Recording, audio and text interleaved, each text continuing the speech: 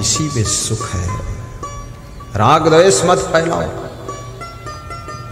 ईर्ष्या भी मत करो किसी से, कुछ भी मिलने वाला नहीं। दिल के अंदर यदि ईर्ष्या है, राग द्वेष है, शांति नहीं मिलेगी। ईर्ष्यु घृणी न संतुष्टा, क्रोधनो नित्य संकिता, पर भाग्योप जीवी च खड़ेते नित्य दुखिता। यद्रच्छा लाभ संतुष्टो द्वंद्वातीतो विवत्सरा, समा सिद्धाव सिद्धोपि च कर्त्वापि न निबद्धते। ईर्ष्या की आग में रात दिन जलने वाले लोग कभी सुख चैन नहीं पाते। जो दूसरों की उन्नति देख करके प्रसन्न होता है और दूसरों को दुखी देख करके जिसका मन दुखी हो जाता है, पद्म पुराण का ऋषि कहता है वो साक्षात धरती का हरि भगवान होता है, वो भगवत स्वरूप होता है और भगवान कहीं अलग नहीं होता है। जो दूसरों की खुशी में खुश होता है और दूसरों के दुख में द्रवित होता है, ये भगवान का गुण होता है, यही भगवत लक्षण होता है।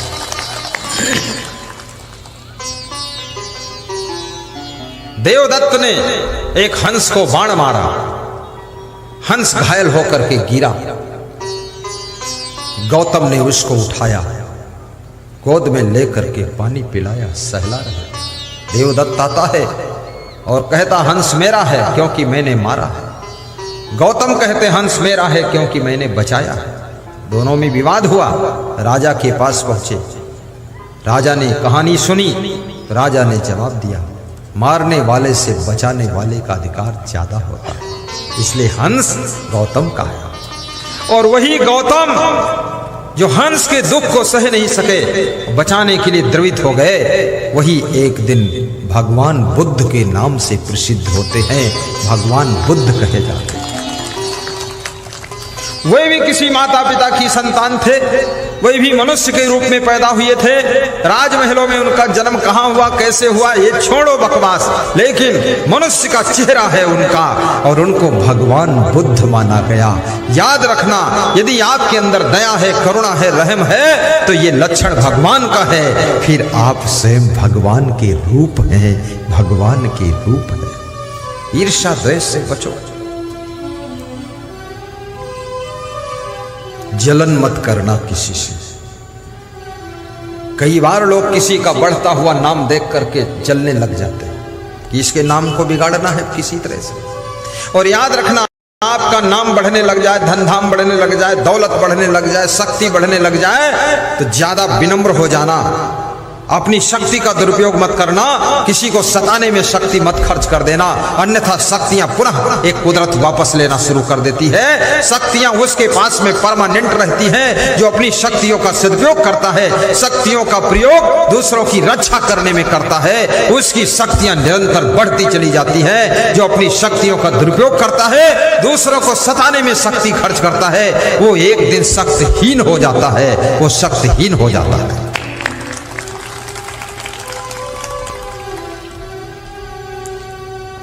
अपन तेज सम्हारो आपै, गाइए। अपन तेज सम्हारो आपै, तीनों लोक हाँकते काँपै, तीनों लोक हाँकते काँपै, अपन तेज। हनुमान चालीसा की चौपाई है, दोहराइए, 3 बार दोहराइए, सब महिलाएं भी गाएं। तीनों लोक हाँकते काँपै। बहुत मस्त चौपाई है। अपना तेज, आप पास कौन कौन तेज है, वो तेज तुम संभाल नहीं पाते, तेजहीन हो जाते हो। तेजस्वी भी बनो, तपस्वी बनो, ओजस्वी बनो, यशस्वी बनो, कीर्तिवान बनो। आपके पास वाणी का तेज है, दृष्टि का तेज है, आपके पास में बुद्धि का तेज है, आपके पास में चरित्र का तेज है, आपके पास में सुंदर स्वभाव का तेज है।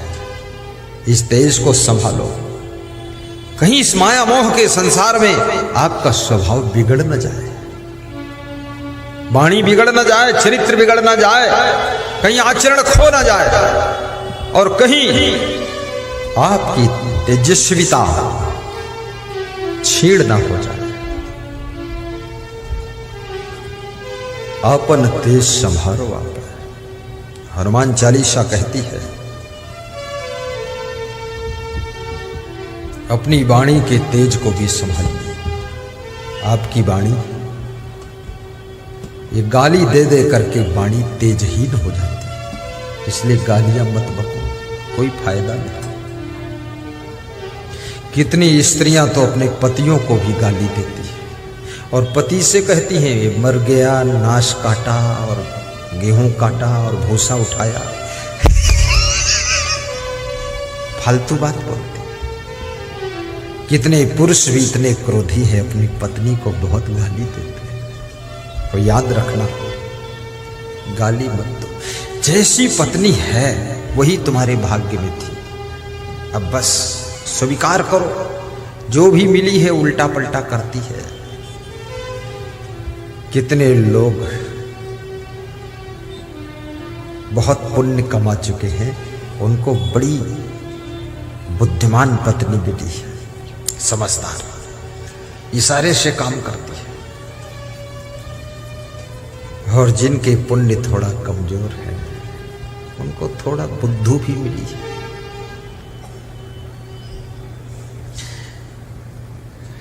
चाय मांगते हैं तो गिलास में ला कर देती है और पानी मांगते तो कप में ला कर देती है। पति सोचता है इतनी भी बुद्धि नहीं, तो बताती है पीना तो है और क्या करना है, कप से पी लो, क्या फर्क है।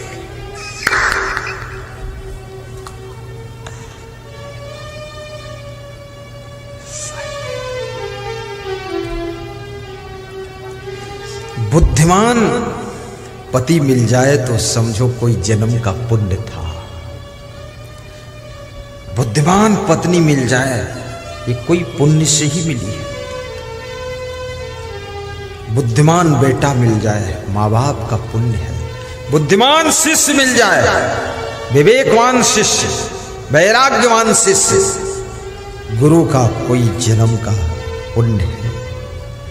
और सुयोग्य गुरु मिल जाए, वैराग्यवान गुरु, तेजस्वी गुरु, ओजस्वी गुरु, ज्ञानी गुरु, ध्यानी गुरु, सदाचारी गुरु, जितेंद्री गुरु, ऐसा गुरु जो कल्याण का काम कर दे शुरू, ऐसा मिल जाए गुरु तो समझ लो पूर्व जन्म का बहुत ढेर पुण्य था, इसलिए ऐसा गुरु मिला।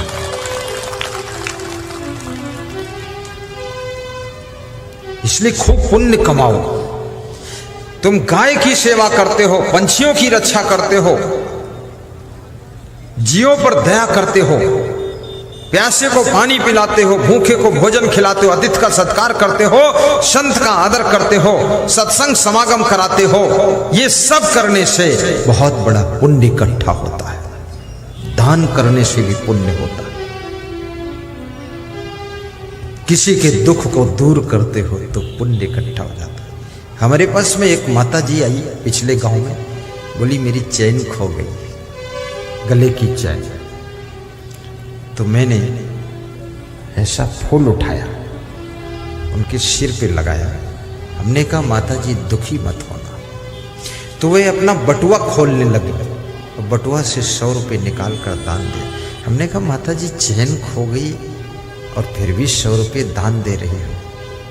बोले ये 100 रुपये के दान से इसी पुण्य से दूसरी चैन मिल जाएगी। तो हमने कहा आप ज्यादा दुखी नहीं हैं? बोले आपके ज्ञान से दुख नहीं हो रहा है, दुख नहीं हो रहा। तो मैंने कहा आशीर्वाद है, मिल जाएगी चैन, मिल जाएगी। याद रखना, माताओं बहनों से नम्र निवेदन करूंगा, जब सत्संग में आया करो, सोने चांदी के गहने घर में सुरक्षित रख करके तब आया करो। सत्संग में आओ, गुरु जी की माला पहन लो। वहां दुकान पर साहित्य की दुकान पर गुरु की लाकेट वाली माला बिक रही है, खरीद लो 10-10 माला, पहन लो 1-1 माला और कुछ घर वालों को पहनाओ जा करके, वही शोभा देता है। और दूसरा निवेदन है, जब गुरु जी को प्रणाम करने आओ, आशीर्वाद लेने आओ तो लाइन लंबी लगा लो, धक्का मुक्का मत करो, एक के पीछे एक, बारी बारी प्रणाम करते जाओ, गुरु जी का आशीर्वाद लेते जाओ, फट से इधर सामने निकलते जाओ, साइड से आओ और सामने निकल जाओ, एक दूसरे को छुओ मत, धक्का मत मारो। गुरु जी जाएंगे कहाँ? चारों तरफ से आपके बीच में घिरे हैं गुरुदेव, जा कहाँ सकते? 10 मिनट ज्यादा लगेगा, फर्क क्या है, धक्का नहीं मारना।